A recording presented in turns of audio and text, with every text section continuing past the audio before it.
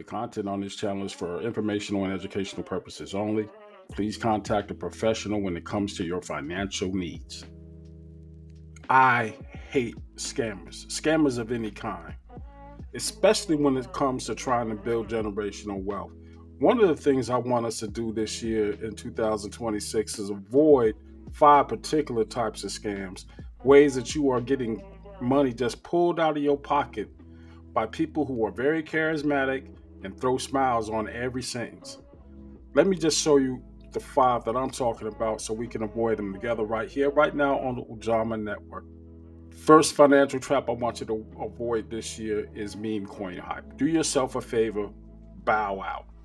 Even if a meme coin was to get past the regulatory commission in the US at this point, even if it gets listed on a trusted exchange, you have to understand one thing. 95% of the money made on meme coins are made long before it hits retail.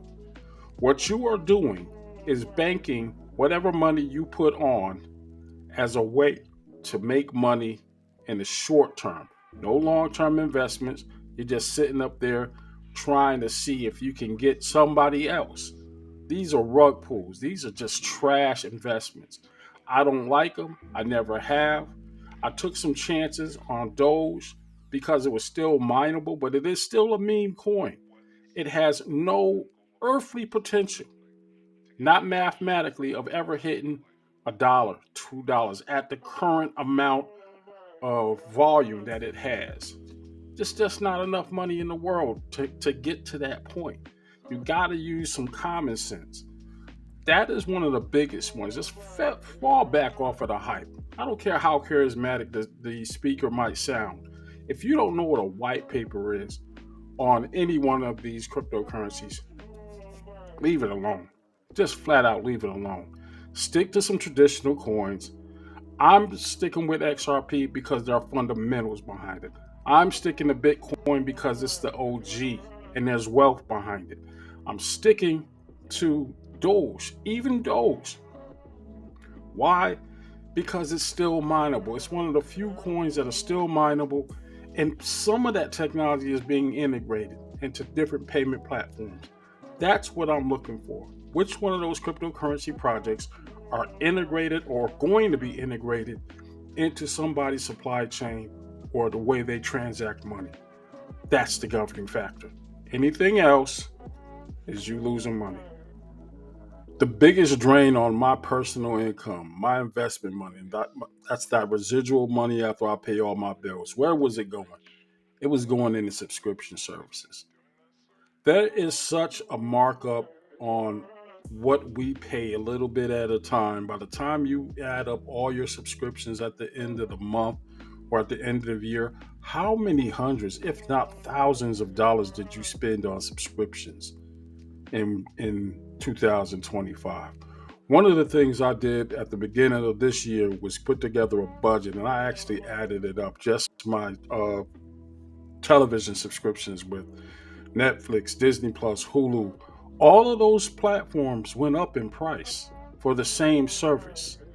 In other words, if you're paying for no ads, you're paying way more now. By the time I was done with my monthly subscription service, I was way over $100 a month on just TV, and I'm not watching that stuff all the time. So what I planned on doing this year is getting it all together and just cutting, just like a buzzsaw. I went through it. Then I found out just how much more I'm spending on other subscriptions. Subscriptions like the tools that I'm using now for my social media content. At least I'm getting use out of that. Subscription models, ever since Adobe decided to stop selling the project, the product itself. You used to be able to go out and spend 700 some odd dollars on a copy of Photoshop. Now it's $10 a month with some add-ins. It's a constant revenue stream. Now, one could argue that it's a lot more cost effective to do it that way.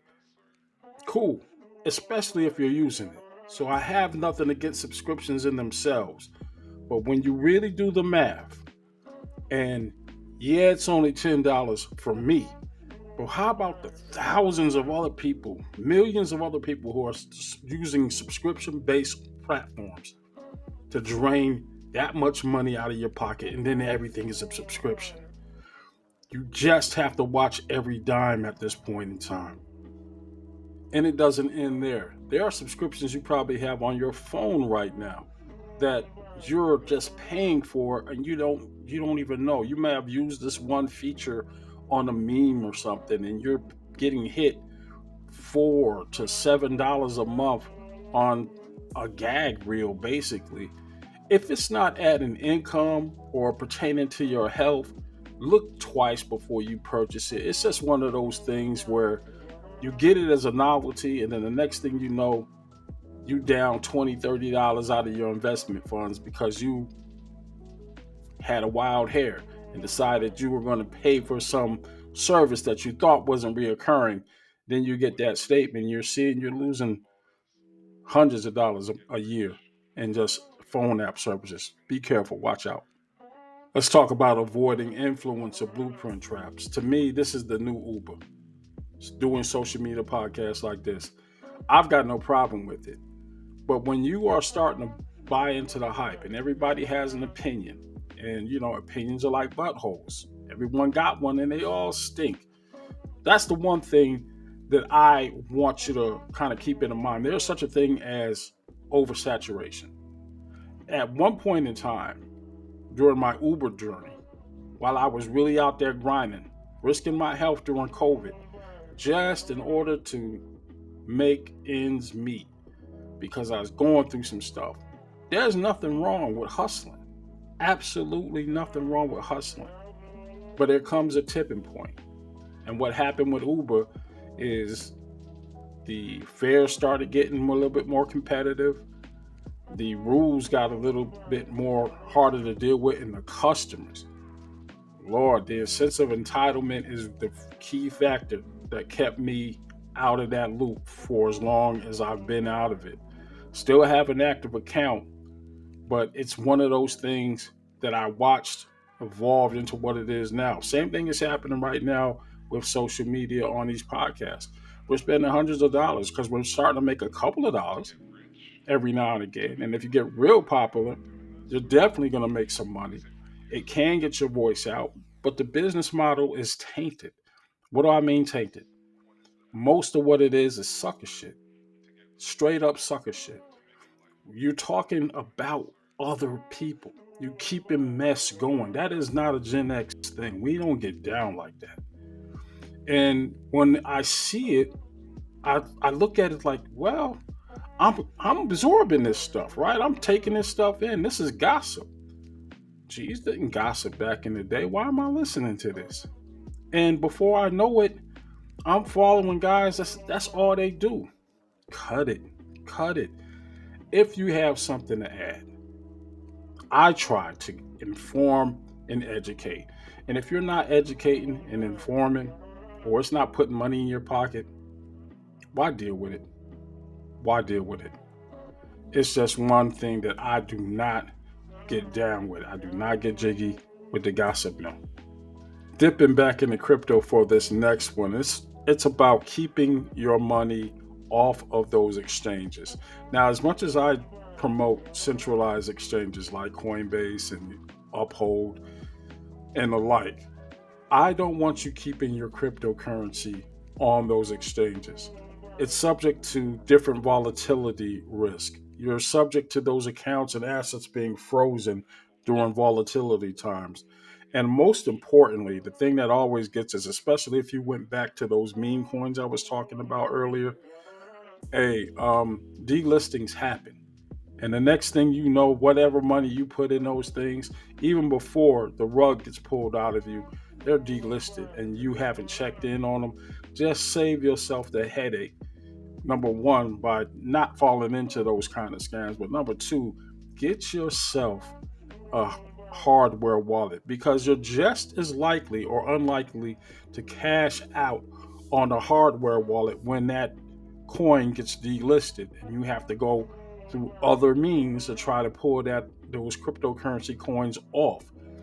It's one of those things where we got a taste of it with Binance and Binance.us when they were delisted in the state of Georgia and still are.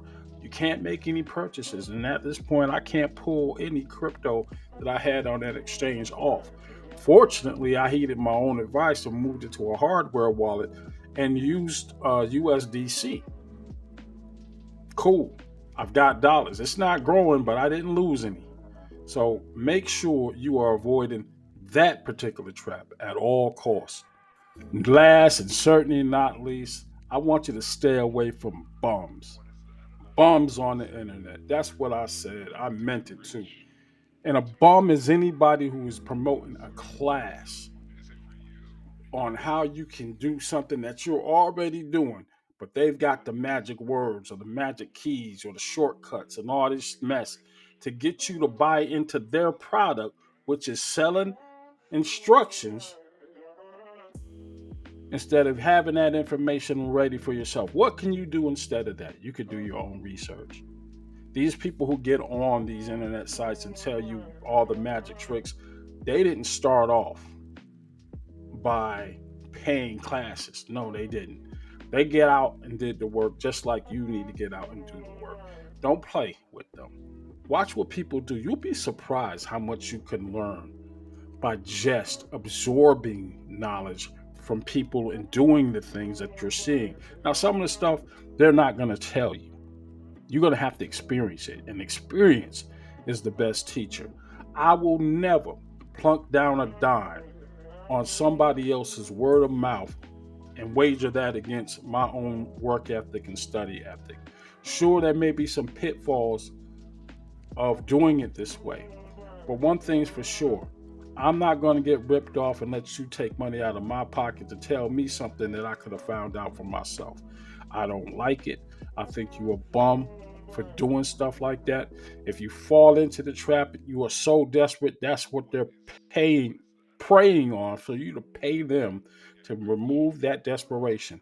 Because 9 times out of 10, what's going to end up happening when you don't make the money that they're claiming that you're going to make in these classes, it's not going to be because their instructions were faulty. It's because you didn't hustle enough.